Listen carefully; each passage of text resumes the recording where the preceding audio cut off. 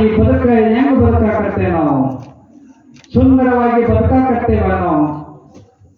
ಒಂದು ಹೂವ ಒಂದ ದಿನ ಬದುಕ್ತದ, ಆಗ ಎಲ್ಲರಿಗೆ ಬೇಕಾಗಿ ಬದುಕ್ತದ.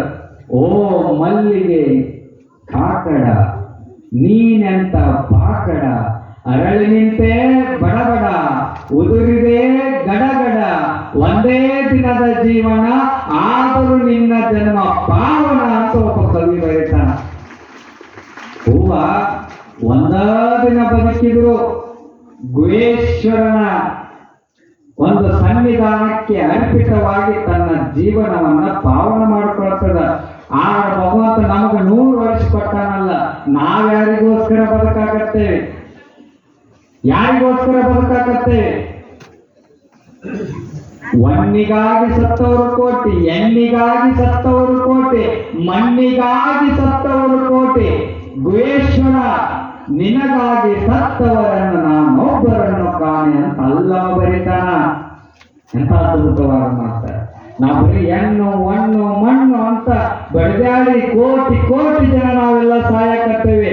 ಆದ್ರೆ ದೇವರೇ ಗುಹೇಶ್ವರ ಅಂತ ಅವನಿಗೋಸ್ಕರ ಒಬ್ಬರು ಸತ್ತವರ ಈ ಜಗತ್ತಿನೊಳಗ ಇಲ್ಲ. ಯಾರು ಅದಕ್ಕೋಸ್ಕರ ಜಗಳ ಆಡಕತ್ತಿಲ್ಲ. ನಾವೆಲ್ಲರೂ ಸಹಿತ ನಮ್ಮ ಬದುಕ ಭಗವಂತ ಸುಂದರವಾದ ಬದುಕು ಕೊಟ್ಟಾನ. ಆದ್ರೆ ಈ ಬದುಕು ಹೆಂಗ್ ಮಾಡ್ಕೊಂಡೇವತ್ತಂದ್ರ ಕಲ್ಲಿನ ಬದುಕಂತ ತಿಳ್ಕೊಂಡೇವೆ ನಾವು. ಕಲ್ಲಿನ ಬದುಕಂತ ನಾವೆಲ್ಲ ಬದುಕಾಕತ್ತೇವೆ. ಒಬ್ಬ ವ್ಯಕ್ತಿ ಇಲ್ಲಿ ನದಿ ತಗಕ್ಕೆ ಬಂದ, ನೆಸ್ಸಿನ ಜಾವ ಆಗಿತ್ತು, ಇನ್ನು 5 ಗಂಟೆ 5:30 ಗಂಟೆ ಆಗಿತ್ತು. ಆ ಟೈಮ್ದೊಳಗ ಒಬ್ಬ ವ್ಯಕ್ತಿ ಬಂದು ಏನ್ ಮಾಡಿದ? ಮೀನಿನ ಬಲೆ ಹಾಕಕತ್ತ. ಮೀನುಗಳಿಗೋಸ್ಕರ ಮೀನಿನ ಬಲೆಯನ್ನು ಹಾಕಕತ್ತ. ಆದ್ರೆ ಇನ್ನೂ ಟೈಮ್ 5:30 ಆಗಿತ್ತು.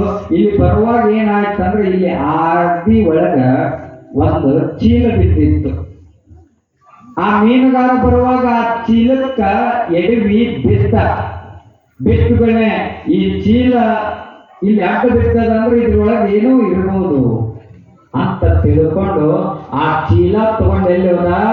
ನದಿ ದಂಡಿಗೆ ಹೋದ. ಹೋಗಿ ಆ ಚೀಲದೊಳಗ ಏನಂತ ತಿಳ್ಕೊಂಡಿದ್ನಂದ್ರೆ ಇನ್ನೂ ಕತ್ತಲಿತ್ತು, ಇನ್ನೂ ಬೆಳಕಾಗಿದ್ದಿಲ್ಲ, ಸೂರ್ಯೋದಯನ ಉದಯ ಆಗಿದ್ದಿಲ್ಲ. ಆ ಚೀಲ ಎಲ್ಲ ಕತ್ತಲಾಗಿತ್ತು, ಏನೂ ಕಾಣಕತ್ತಿದ್ದಿಲ್ಲ. ಅದ್ರೊಳಗೆ ಏನೂ ಇಲ್ಲ ಅಂತ ಅದ್ರೊಳಗ ಕಲ್ಲದವ ಅಂತ ತಿಳ್ಕೊಂಡ. ಮೀನುಗಾರ ಏನ್ ತಿಳ್ಕೊಂಡ? ಇದ್ರೊಳಗ ಕಲ್ಲದವ ಅಂತ ತಿಳ್ಕೊಂಡ. ಅವ ಏನ್ ಮಾಡಿದ? ಆ ಕಲ್ಲು ತಗೊಂಡು ಕಲ್ಲ ಅಂತ ತಿಳ್ಕೊಂಡು ಒಂದೊಂದು ಕಲ್ಲನ್ನ ಆ ನದಿಗೆ ಒಗ್ಯಾಕತ್ತ. ಎಸದ ಎಲ್ಲ ಕಲ್ಲುಗಳು ಖಾಲಿ ಅದು. ಕೊನೆಗೆ ಒಂದು ಕಲ್ಲು ಅವನ ಕೈ ಒಳಗ ಉಳಿದಿತ್ತು. ಅವಾಗ ಸೂರ್ಯೋದಯನ ಉದಯ ಆಯಿತು. ಸೂರ್ಯೋದಯನ ಉದಯ ಆಗಿ ಅವ ಕೈ ಒಳಗ ನೋಡ್ತಾನ. ಆಗ ಕೈ ಒಳಗ ಪಳ ಪಳ ಪಳ ಪಳ ಒಳಿತಿರ್ತದ.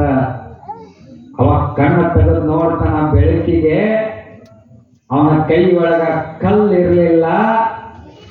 ಏನಿತ್ತಂದ್ರ ತನ್ನ ಕೈ ಒಳಗ ವಜ್ರದ ಹವಳ ತನ್ನ ಕೈ ಒಳಗ ಇತ್ತು. ನೋಡ್ರಿ, ಅವನ್ ಮೊದಲು ಗೊತ್ತಿರ್ಲಿಲ್ಲ, ಇವೆಲ್ಲ ಕಲ್ಲು ಅಂತ ತಿಳ್ಕೊಂಡಿದ್ದ. ಆಗ ಕೊನೆಗೆ ಒಂದ ಇದ್ದಾಗ ಸಹಿತ ಇದು ಕಲ್ಲಿನ ಜೀವನ ಅಂತ ತಿಳ್ಕೊಂಡು ನಾವೆಲ್ಲರೂ ಬದುಕುವಾಗ ಇದು ಕಲ್ಲಿನ ಜೀವನ ಅಲ್ಲ. ಅಜ್ಞಾನದ ಕತ್ತಲಲ್ಲಿ ನಾವೆಲ್ಲರೂ ಕೂಡ ಮಲಗಿದ್ದಾಗ ಇದು ಕಲ್ಲಿನ ಬದುಕಲ್ಲ. ಸೂರ್ಯೋದಯನಂತೆ ಅಭಿನವ ಕುಮಾರ ಚನ್ನಬಸವ ಸ್ವಾಮಿಗಳು ಈ ಊರಿಗೆ ಬಂದ ಸೂರ್ಯೋದಯನ ಉದಯನಂತೆ ಬಂದು ಇದು ಕಲ್ಲಿನ ಜೀವನವಲ್ಲ, ಪ್ರತಿಯೊಬ್ಬರ ಬದುಕು ಇದು ಬಂಗಾರದ ಜೀವನ ಅಂತ ತಿಳಿಸಿಕೊಟ್ಟವರು ಯಾರಂತಂದ್ರೆ ಅದು ಅಭಿನವ ಕುಮಾರ ಚನ್ನಬಸವ ಸ್ವಾಮಿಗಳು ಅಂತಕ್ಕಂಥ ನಾವೆಲ್ಲ ಅರ್ಥ ಮಾಡ್ಕೊಳ್ಬೇಕು. ಯಾವ ಜೀವನ ನಮ್ದು?